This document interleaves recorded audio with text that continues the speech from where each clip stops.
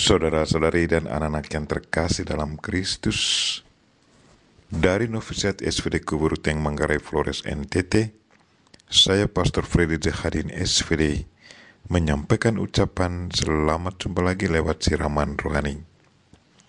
Hari ini, Selasa 12 Oktober 2021, Injil hari ini diambil dari Lukas bab 11 ayat 37 sampai 41. Kita diingatkan supaya di saat kita mengundang Tuhan masuk ke dalam hati kita, biarkanlah Dia boleh alami rasa bahagia bersama kita. Marilah kita berdoa memohon penerangan Roh Kudus. Dalam nama Bapa dan Putra dan Roh Kudus. Amin. Tuhan dan Allah kami, puji dan syukur kami haturkan kepadamu karena Engkau begitu terbuka menegur siapa saja yang bertingkah munafik dan mau dipuji.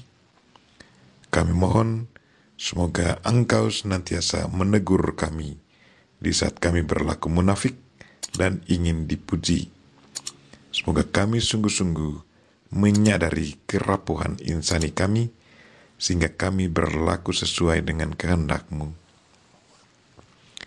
Tuhan, utuslah Roh Kudus-Mu, terangilah pikiran dan hati kami, agar sabda-Mu yang akan kami dengar dapat kami pahami dengan baik, dan isi pesan-Mu dapat kami hayati dan amalkan dalam hidup harian kami.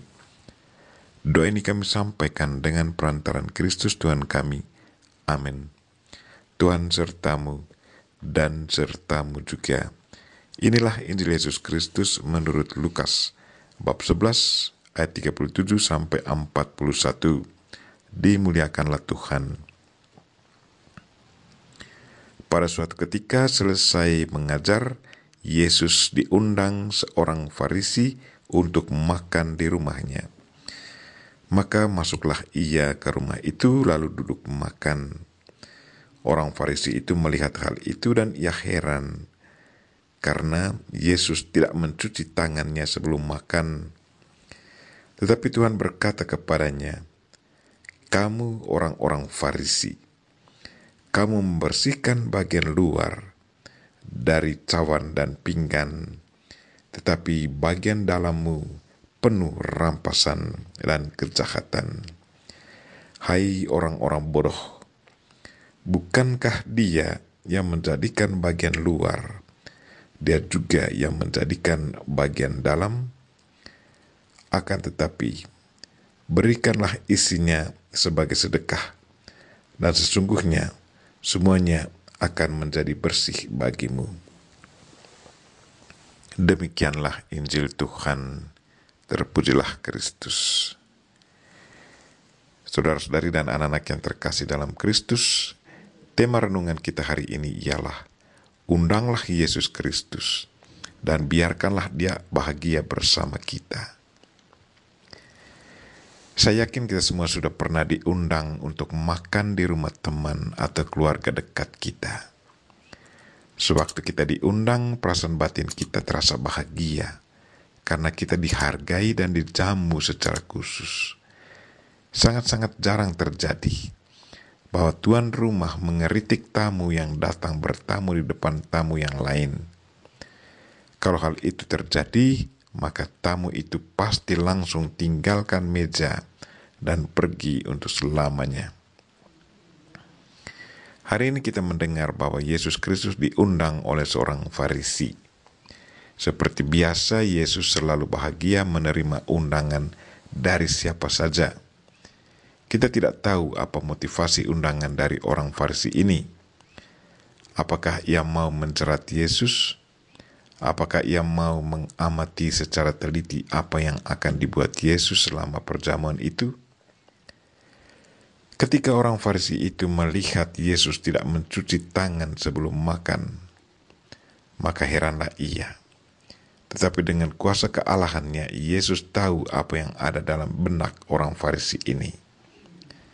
Walaupun orang Farisi ini tidak secara terus terang menegur Yesus, tetapi Yesus sudah tahu apa yang ada dalam pikirannya. Karena itu, Yesus berkata, "Hai orang-orang Farisi, kalian membersihkan cawan dan pinggan bagian luar, tetapi bagian dalam dirimu penuh rampasan dan kejahatan.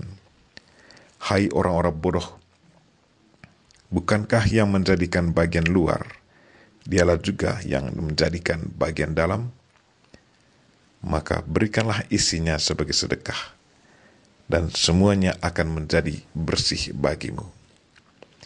Saudara-saudari dan anak-anak yang terkasih dalam Kristus, kita bisa bayangkan apa yang terjadi dalam ruangan perjamuan hari itu.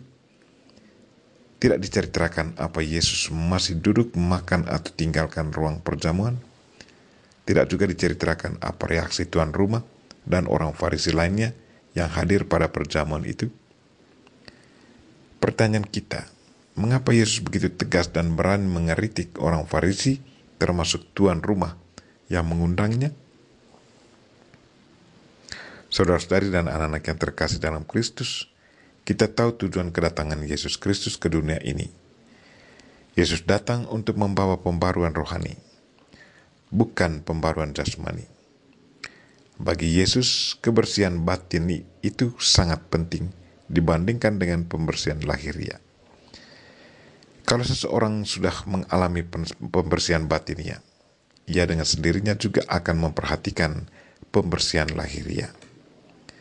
Pengalaman manusiawi kita, seorang yang selalu kusuk berdoa, di saat ia mau ke gereja, ia pasti menggunakan pakaian yang rapih, walaupun sederhana, dan membersihkan dirinya dengan baik, karena ia tahu bahwa sekarang saatnya yang mau bertemu Yesus yang hadir dalam tabernakel. Jadi sasaran Yesus dalam pengajarannya di saat perjamuan ini adalah mau merombak kebersihan jasmani kepada kebersihan rohani. Dari pembersihan tangan jasmani kepada pembersihan tangan batinia. Mungkin juga Yesus dengan sengaja tidak mencuci tangannya sebelum makan, supaya ada kesempatan bagi orang Farisi untuk menegur Yesus, dan pada kesempatan yang sama itu juga, Yesus ada kesempatan menasihati orang-orang Farisi. Pada kesempatan yang sama, mungkin Yesus kembali mau mengingatkan mereka bahwa Tuhanlah yang menciptakan keseluruhan tubuh manusia, lahiriah dan batin. Keduanya harus diperhatikan secara seimbang. Jangan hanya memperhatikan yang lahiriah agar dipuji, tetapi juga yang lahiriah, yang batinia harus diperhatikan. Keduanya harus seimbang agar Tuhan yang menciptakannya mengalami kebahagiaan. Kita berdoa semoga Tuhan senantiasa menegur kita di saat kita berlaku munafik dan ingin dipuji. Semoga kita sungguh-sungguh menyadari kerapuhan insani kita, sehingga kita berlaku sesuai dengan kehendak Tuhan.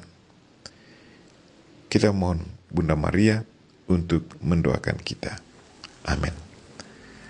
Marilah kita mohon berkat Tuhan. Tuhan sertamu dan sertamu juga. Semoga saudara sekalian dan mereka-mereka yang kita doakan pada hari ini dan segala aktivitas kita sepanjang hari ini dilindungi, dibimbing dan diberkati oleh Allah yang Maha Kuasa, Bapa dan Putra dan Roh Kudus. Amin.